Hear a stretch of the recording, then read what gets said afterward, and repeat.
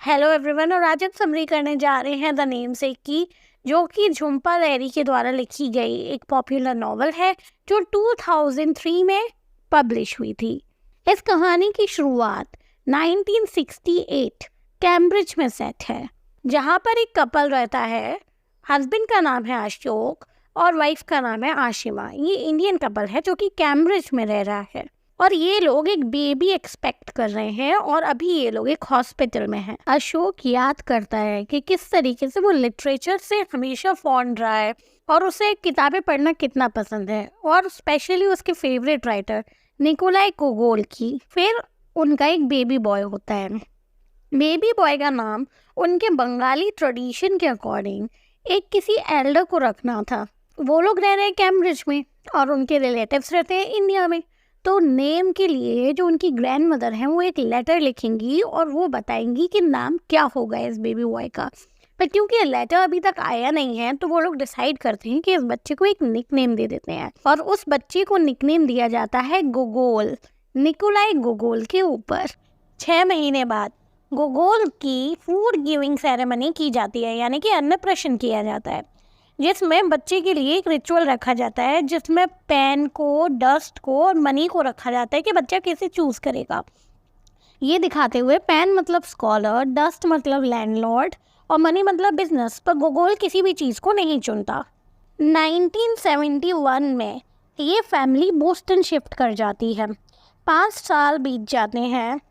आशिमा फिर से प्रेग्नेंट होती है और गोगोल अपनी केजी क्लास शुरू करता है।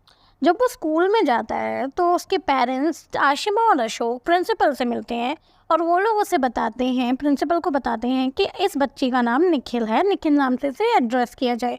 हालांकि प्रिंसिपल ये सुन लेता है कि वो लोग उसे गोगोल बुला रहे हैं, तो फिर वो बच्चे से पूछता है कि तुम्हें किस नाम से बुलाया जाए, तुम क्या प्रेफर करोगे, गोगोल या निखिल? तो बच्चा ही है, तो बच्चा कह देता है कि गोगोल नाम से बुलाया जाए। तो सब लोग इसके बाद उसे गोगोल नाम से ही बुलाने लगते हैं। और फिर आशिमा एक बेटी को जन्म देती है जिसका नाम सोनिया रखा जाता है। अब ये जो फैमिली है अशोक और आशिमा की, ये इंडिया से यहाँ आए, बसे, बच्चों को जन्म दिया। अब धीमे धीमे इनका कनेक्शन इंडिया से ख़त्म सा होता जा रहा है क्योंकि इनके पेरेंट्स वगैरह की भी डेथ हो गई है। तो अब फिर भी जो आशिमा है, बाकी सब लोग तो नॉर्मल अमेरिकन्स की तरह रह रहे हैं, पर जो आशिमा है वो अभी भी अमेरिका में भी साड़ी पहनती है, बंगाली एनआरआईज के साथ हैंग आउट करती है और पहले की तरह है। उसे अभी भी थोड़े से हेजिटेशंस होते हैं अमेरिकन कल्चर को अपनाने में। जब गोगोल 11 साल का था तब उसके पिता उसे लाइब्रेरी लेकर जाते हैं और वहाँ उसे बताते हैं उस राइटर के बारे में जिसके नाम पर उसका नाम गोगोल पड़ा, निकोलाई गोगोल। एक बार गोगोल जब स्कूल ट्रिप पर जाता है प्रोजेक्ट के लिए, तब उसे एक चीज़ रियलाइज़ होती है उस ट्रिप के दौरान कि इस दुनिया में केवल वही है जिसका नाम गोगोल है और कोई भी नहीं हो जिसका नाम गोगोल हो। इवन जिसके नाम पर उसका नाम पड़ा है, निकोलाई गोगोल, उसका भी नाम गोगोल नहीं था, उसका भी सरनेम था गोगोल पर नाम नहीं था। ये सब सोचकर उससे एकदम एलियन जैसे महसूस होने लगता है कि वो सबसे अलग है, वो सबसे हटके है। सेल्फ आइडेंटिटी वाली प्रॉब्लम होने लगती है उसको। गोगोल के 14th बर्थडे पर अशोक गोगोल को किताब गिफ्ट करता है, शॉर्ट स्टोरीज बाय निकोलाई गोगोल, जिसमें गोगोल कोई रुचि नहीं दिखाता। स्कूल में एक टीचर होते हैं, इंग्लिश के टीचर, जो राइटर निकोलाई गोगोल के बारे में जानते होते हैं और वो बच्चों को एक दिन निकोलाई गोगोल के बारे में बताते हैं, उसकी लाइफ के बारे में बता रहे होते हैं। तब गोगोल को ये रियलाइज़ होता है कि जो राइटर निकोलाई गोगोल है उसकी लाइफ बहुत मिजरेबल थी, और ये देखकर गोगोल को काफ़ी एम्बैरेसमेंट भी फील होती है कि उसका नाम जिस राइटर के ऊपर है उसकी खुद की लाइफ इतनी मिजरेबल है। जब गोगोल कॉलेज में आता है तो कॉलेज में वो लीगली भी अपना नाम निखिल करवा लेता है। आशिमा और अशोक को ये बात कुछ पसंद नहीं आती, बट वो उसे मना नहीं करते और बोलते कि ओके, उसे जो अच्छा लगे वो उसे वो करने देते हैं। जब निखिल यानी कि गोगोल कॉलेज जाता है तो अब उसे निखिल नाम के साथ भी एडजस्ट करने में काफ़ी प्रॉब्लम हो रही होती है। हालांकि उसे फिर ये पसंद भी आता है कि चलो ठीक है। वो वहाँ पर एक पैनल देखता है इंडियन नॉवेल्स जो कि इंग्लिश में है उनका, तो वो रियलाइज़ करता है कि उसे अपने पेरेंट्स की भाषा पढ़नी और लिखनी भी नहीं आती। अब उसका दिमाग कंफ्यूज हो जाता है उसे लगता है कि वो कहाँ बिलोंग करता है। वो अमेरिकन बॉर्न इंडियन है और वो काफ़ी कंफ्यूज है। और जब थैंक्स गिविंग का त्यौहार आता है तब फाइनली गोगोल को पता चलती है उसके नाम के पीछे की स्टोरी, कि उसका नाम गोगोल क्यों रखा। एक ट्रेन एक्सीडेंट उसके नाम के पीछे का कारण है। दरअसल जब अशोक, गोगोल के जो फादर हैं, इंडिया में एक बार ट्रैवल कर रहे थे, तब उन्हें ट्रेन में ट्रैवल करने के दौरान एक व्यक्ति मिला और उसने अशोक से कहा कि तुमने दुनिया देखी है, तुम कभी इंडिया से बाहर गए हो। तो उन्होंने कहा कि नहीं, वो नहीं गए।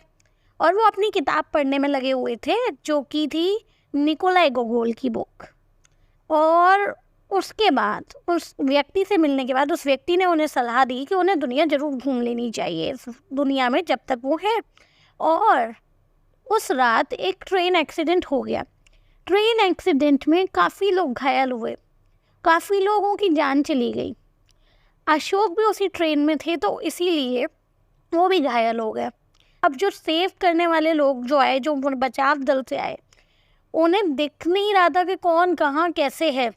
पर अशोक की आइडेंटिटी जब की गई कि हाँ यहाँ एक व्यक्ति है, इसकी जब आइडेंटिटी उस लोगों के द्वारा की गई, वो उसी वजह से हो पाई थी क्योंकि उनके हाथ में वो किताब थी, निकोलाई गोगोल की बुक थी। तो वो पर्सनली मानते हैं कि निकोलाई गोगोल ने ही अशोक की यानी उनकी जान बचाई है।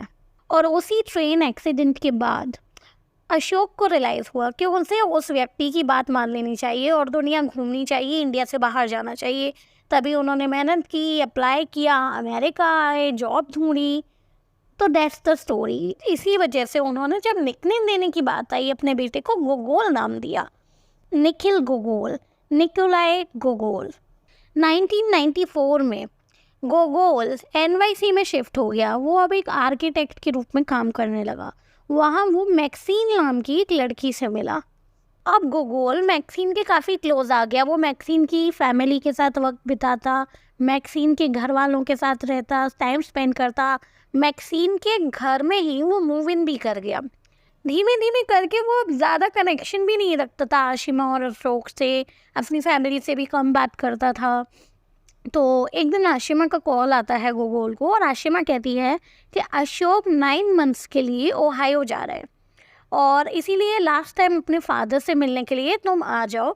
तो गोगोल बात मान लेता है और मैक्सीन को लेकर अशोक से मिलने के लिए आ जाता है।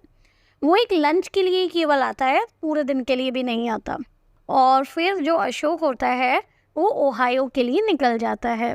अब जो गोगोल है वो मैक्सीन के साथ समय बिताना, इनफेक्ट समर भी उसने अपना मैक्सीन के घर वालों के साथ और मैक्सीन के साथ ही उनके घर पर बिताया, क्योंकि गोगोल को अब ये ज़िंदगी अच्छी लग रही है। ये एक आइसोलेशन की तरह है उसकी पुरानी ज़िंदगी से।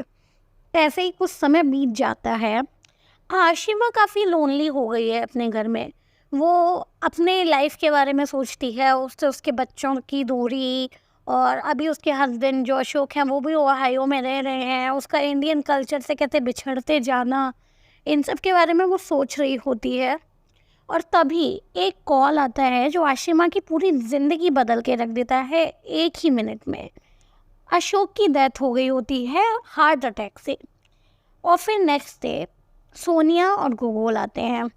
गोगोल ओहायो के घर भी जाता है अशोक का सामान लेने के लिए, हाउस को, उसके रेंटेड हाउस को क्लीन करने के लिए, वहाँ जो खाना वगैरह है उसे फेंकने के लिए। वो अशोक की बॉडी को लेकर आता है। सारे रिचुअल्स होते हैं जिस तरीके से होने चाहिए। आशिमा अपने पति का नाम उसके मरने के बाद भी नहीं लेती है।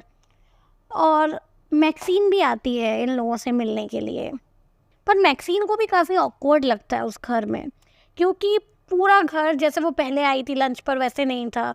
बंगालीज से भरा हुआ था, सारे बंगालीज लोग थे, उनके रिश्तेदार थे और रिचुअल्स हो रहे थे इंडियन स्टाइल्स में।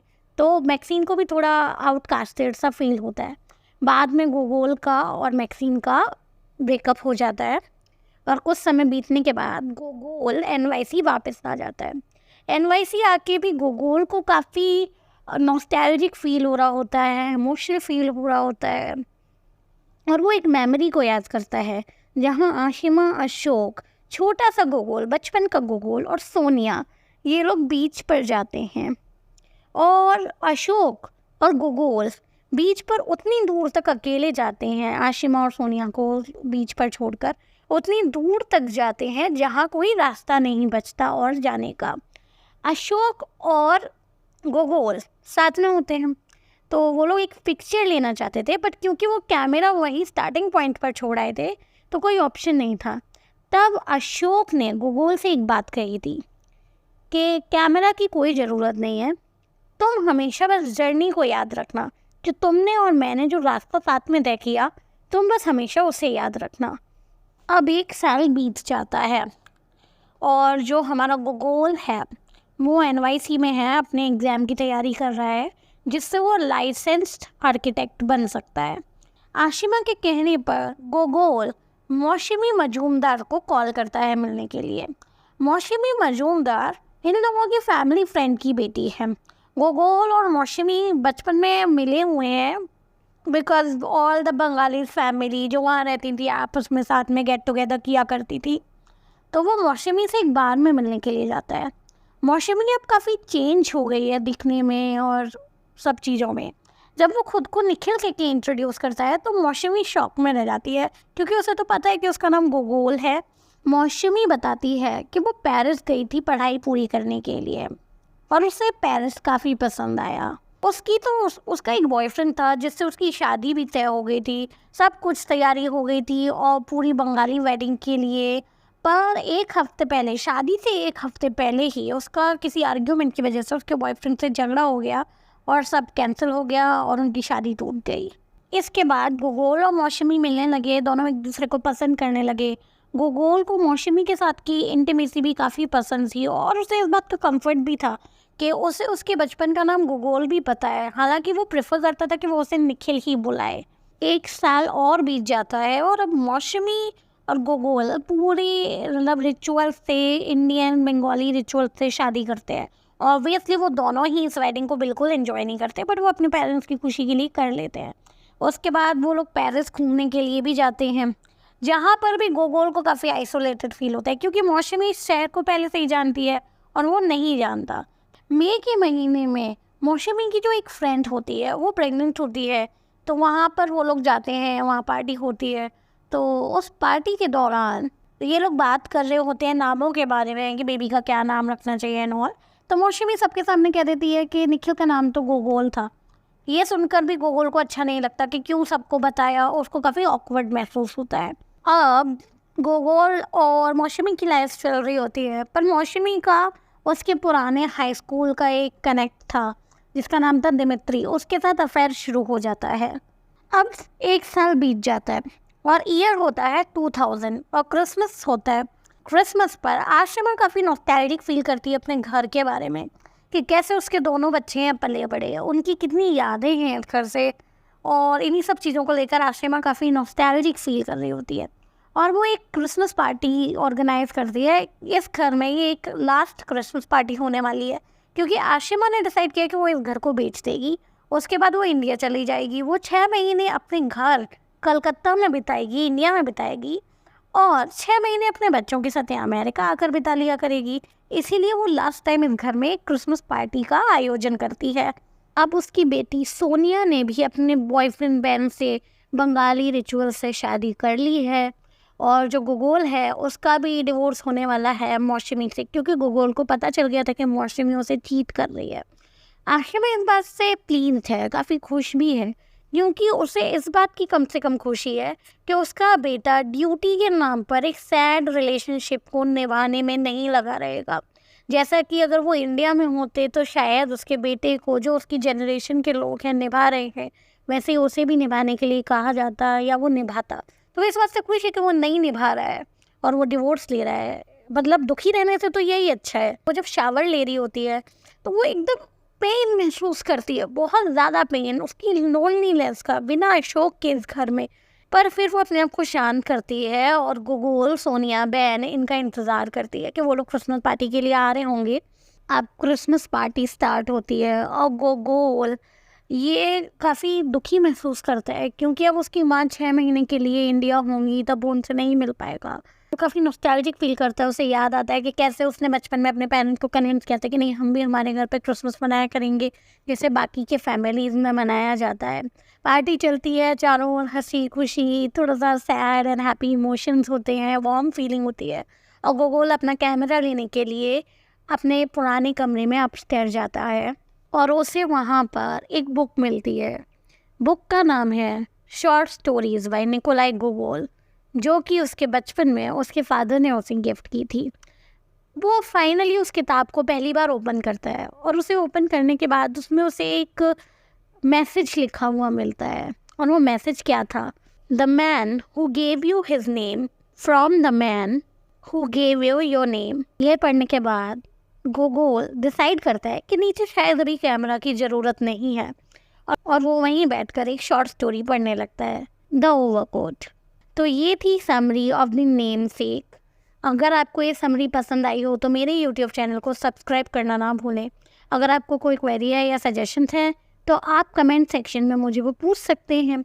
आप मेरे वीडियोस को अगर पसंद करते हैं तो लाइक देना ना भूलें, और अपने फेवरेट लोगों को, स्पेशली लिटरेचर लवर्स को, स्टूडेंट्स को ये चैनल का लिंक देना ना भूलें। Thank you so much.